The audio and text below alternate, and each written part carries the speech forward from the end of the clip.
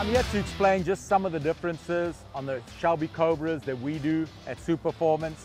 Carol started off with the little 289 Slabside. The little flak fenders, they look like slabs, and that's where the name Slabside came from. It just has the most incredible lines, smooth lines, no hood scoop. The car has the bumpers, the bumperettes. It was just finished as a tourer that was just so much fun. And of course the Slabside traditional ran undercar exhaust with exhaust Xing at the rear. They were just amazing. Guys have done hundreds of thousands of miles touring around the US in the Slabside Cobra.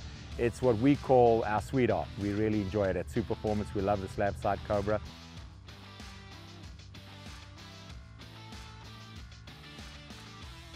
But eventually with racing, when it morphed into the 289 FIA, they needed to put flares on the car to get wider wheels and wider tires under the fenders. They were going a lot faster and they needed the extra handling that the wider wheels and wider tires could get. Naturally ran bigger brakes, and with bigger brakes and more stopping came the air ducts that you're seeing in the front. The FIA of course had a roll bar, for race spec. We've got an undercar exhaust that cuts out just before the back wheel. When they first went to Europe, first thing they picked up on was a suitcase didn't fit in the trunk. And of course Carol, that didn't bother him. He just went there, shoved the suitcase in, they shoved the trunk down, saw where the marks were, got the guys to ding out little shapes, little dimples as we call them in the trunk, and then he could get the suitcase. So here's a proof of that. And then the next thing FIA official said, look, well, there's no speedometer in the car. And Carol said, well, what do you need a speedometer for in a race car? And they said, well, that's FIA rules, you got to have a speedometer. So, well, he put a speedometer, but he ended up putting it far on the right, on the passenger side, just to, show himself to the FIA officials that it's in the car, we don't really care about that. So those were some of the differences between the FIA car and the traditional Slabside.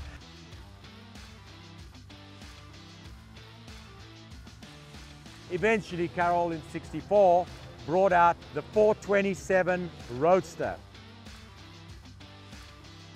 This was a street car, it had bumpers, no hood scoop. The car had no side pipes. It had an undercar exhaust. Inside the cabin you had there's your ashtray. It had a glove box, and it was set up for Sunday drives or Sunday touring. And absolutely beautiful, clean lines.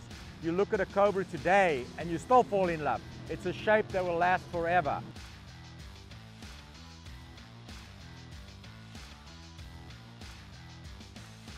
You could see our Mark III over here that we're really proud of.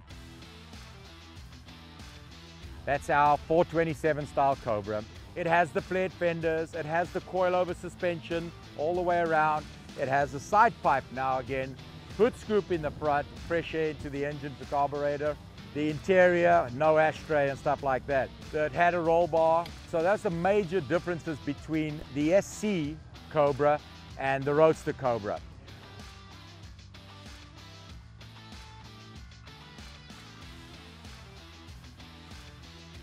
Well, the 60s brought us many legends. Rolling Stones, the Beatles, and of course the legend I'm the most favorite of, the Shelby Cobra. And the Shelby Cobra is just a legend that's lasted and is still with us today.